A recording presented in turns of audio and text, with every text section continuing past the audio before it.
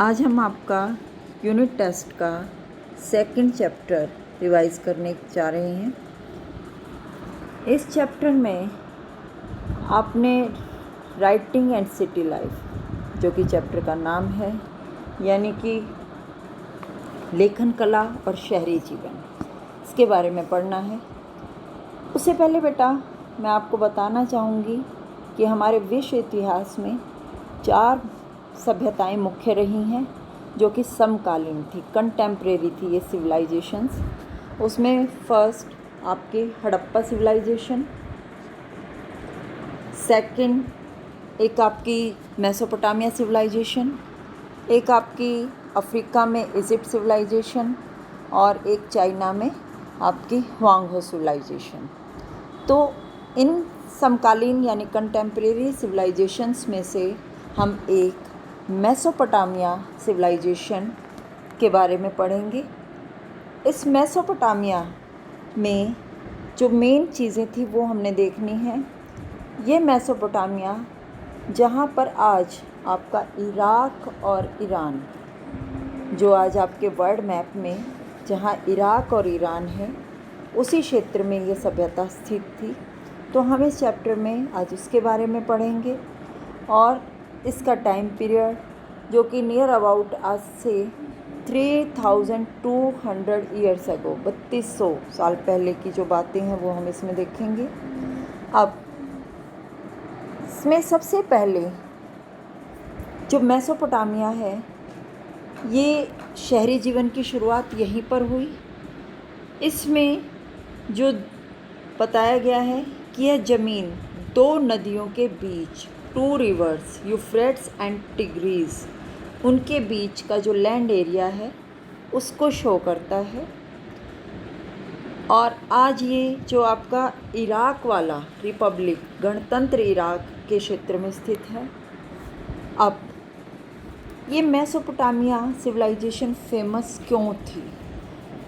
ये Mesopotamia civilisation famous थी अपनी प्रॉस्पेरिटी, समृद्धि, शहरी जीवन और धनी साहित्य, रिच लिटरेचर के लिए ये फेमस रही।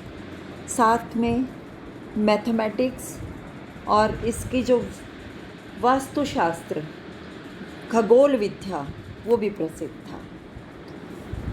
यही आपको मेन क्वेश्चन यहाँ से करना है।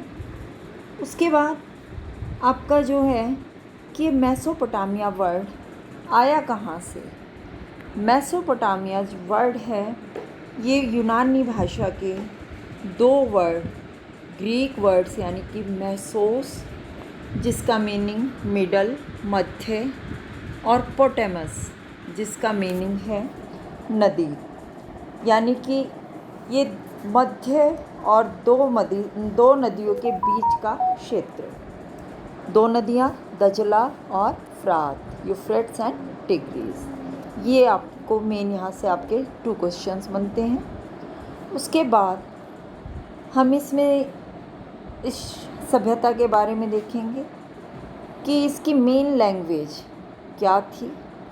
इस लैंड एरिया की मेन लैंग्वेज सुमेरियन, स्टार्टिंग में लगभग आज से जो है 2000 साल पहले, 2000 BC, एक ये जो BC वर्ड आता है बेटा आपका, उसका मतलब है कि आज जो ईसा के बाद के जो आज साल हैं, जैसे आज ये 2 आपके 2000 चल रहा है, 2020 है, ये after the birth of Isa show होते हैं।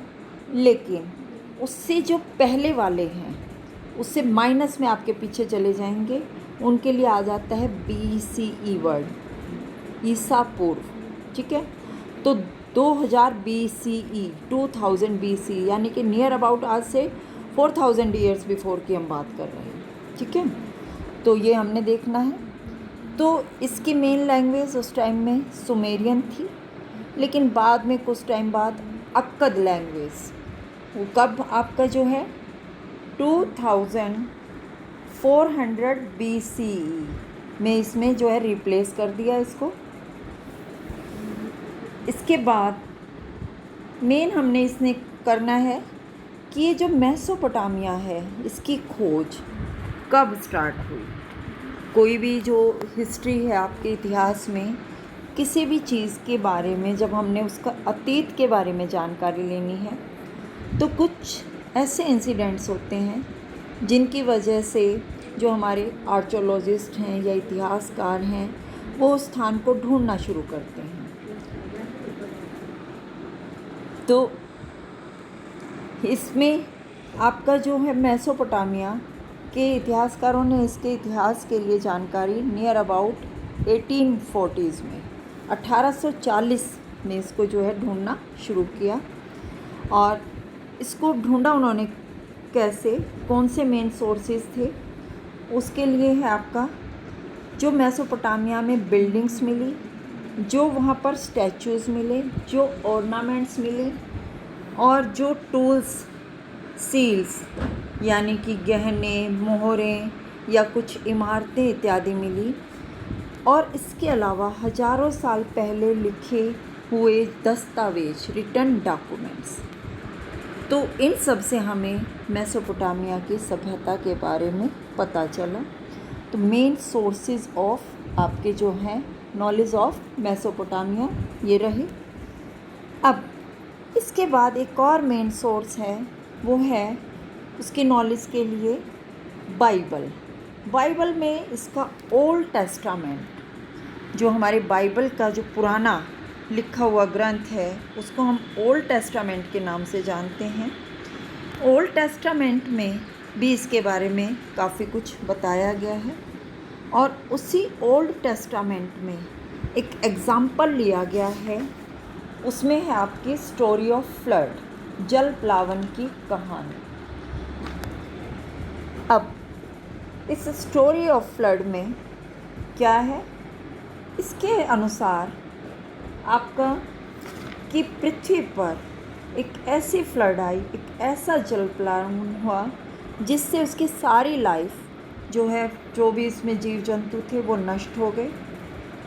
लेकिन इसे बचाने के लिए भगवान ने एक व्यक्ति, नोआ नाम के व्यक्ति को चुना और उसने एक बड़ी सी बोट बना करके उस विभिन्न प्रकार के जो पेयर्स हैं, डिफरेंट स्पीसीज़ के पेयर्स यानी कि जोड़े, पशुओं के, पक्षियों के और मानव के रखे, और उन्हीं जोड़ों से आपकी सृष्टि की शुरुआत हुई। अब एक ऐसी ही कहानी मेसोपोटामिया की इतिहास में भी हमें पता चलती है।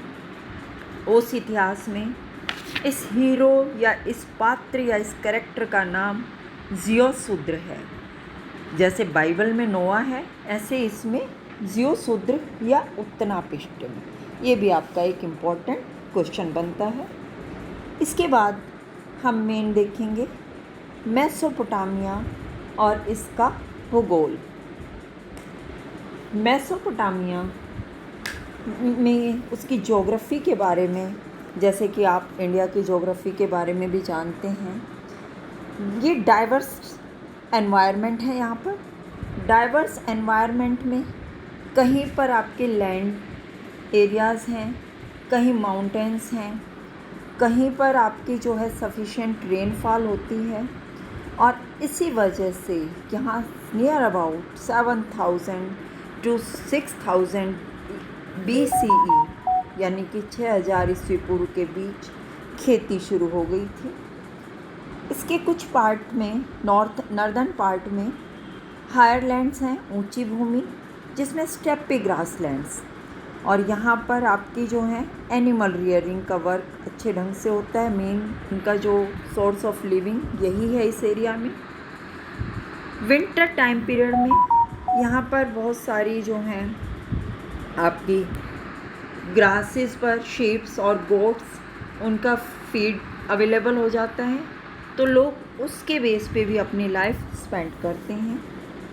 लेकिन कुछ माउंटेनी एरियाज़ हैं, इसके अलावा सदर्न पार्ट में डेजर्टी एरिया है, और इन सब की वजह से जो ये डेजर्टी एरिया है जहाँ पर ज़्यादा एफिशिएंट लाइफ नहीं हो सकती थी, वहाँ writing system first of all जो सिटीज़ में अमर्ज हुआ, और जो डेजर्टी एरिया हैं इनमें भी लाइफ को स्पेंड करने के लिए जो उनकी सोर्सेज हैं फाउंड आउट करने के लिए अच्छी जो है कैपेसिटी थी।